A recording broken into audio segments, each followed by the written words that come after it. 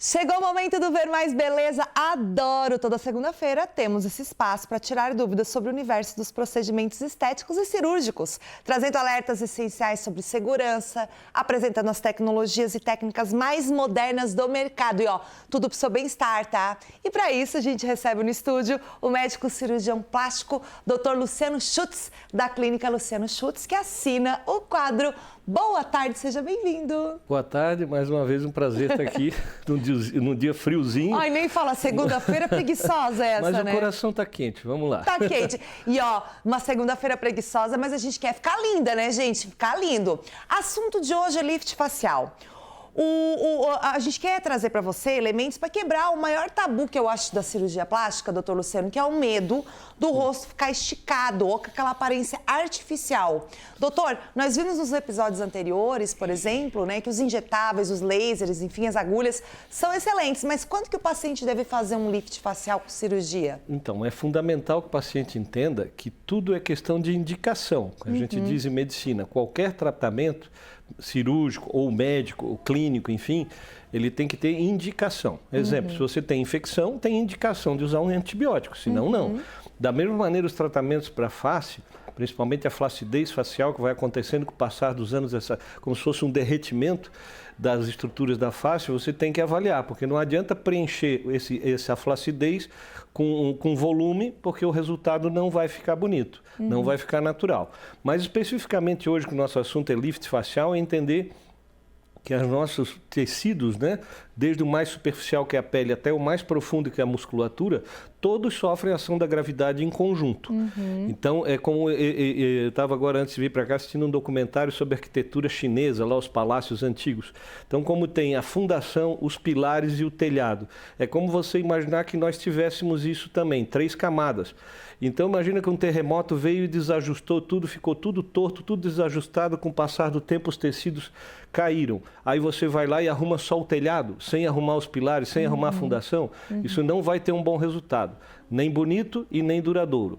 Então, o essencial na cirurgia do lift facial é tratar todas as camadas, todas as estruturas, desde a mais superficial até a mais profunda. Existe alguma idade, doutor Luciano? Cada caso é um caso. A flacidez da pele é da genética, do hábito de vida? Sim, sem dúvida essa é a pergunta mais comum no consultório, né? Eu já estou na idade de fazer, mas não existe idade, existe necessidade. Existem pessoas que por volta dos 30, 35 anos que precisam de um lift facial, vão se beneficiar.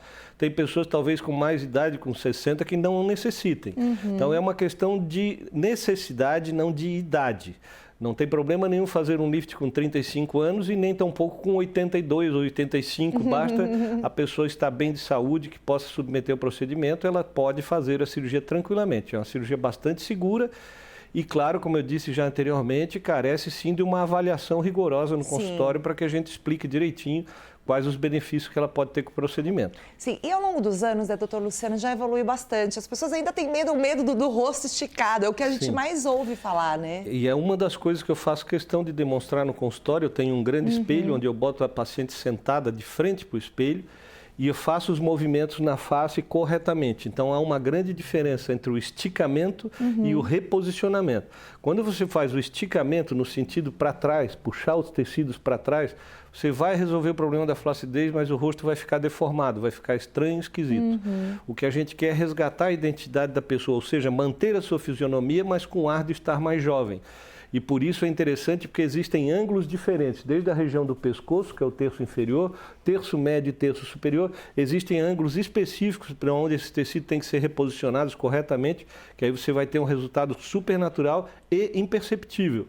Ou seja, aquilo que você vê esticado, passando ao seu lado e percebe que ali foi feito um procedimento, ele denuncia, ele traz um estigma de que foi feito e foi mal feito. Ao contrário, aqueles que foram bem feitos, que estão naturais, passam ao seu lado e você não percebe. Nem percebe. Por isso que, infelizmente, é muito mais notado o mal feito do que o bem feito. Porque o bem feito passa desapercebido. É, exatamente, gente, não é isso. E daqui a pouco o pessoal vai perguntar, que a gente foi às ruas para saber, mas ao reposicionar a estrutura do rosto, né, o lift facial, acaba com a necessidade de a gente fazer outros procedimentos de agulhas, alguma que você já falou aqui no programa? Na verdade, um não substitui o outro, são necessidades diferentes. No momento que você não tem necessidade de um lift facial, não tem a indicação, como eu falei, você pode fazer apenas os tratamentos cosmiátricos, com botox, preenchimento, estimulador de colágeno e o próprio laser. Mas na maioria desses casos que a gente fala já de um grau de flacidez um pouco maior, são tratamentos, na verdade, complementares. O lift facial faz o seu papel de reestruturar, de restituir os tecidos no seu devido lugar, e esses outros procedimentos, botox, preenchimento, estimulador de colágeno, o próprio laser, vão ser complementares, vão agregar mais a esse, vão polir esse resultado, ficar mais refinado, com mais qualidade. Com certeza. Vamos para a primeira pergunta, gente. A Iris, bota na tela a pergunta da Iris, por favor, doutor Luciano. Como seriam as cirurgias plásticas, assim, por motivos de saúde, sabe? Por causa que tem gente que tem dificuldade respiratória, por causa do formato do nariz. E reconstruções plásticas de rosto, sabe? Eu gostaria que fosse mais divulgado isso do que apenas as cirurgias estéticas, assim, sabe? É uma dúvida também, né? Na verdade, é claro, existem cirurgias reparadoras na face para sequelas de queimaduras, de tumores, né?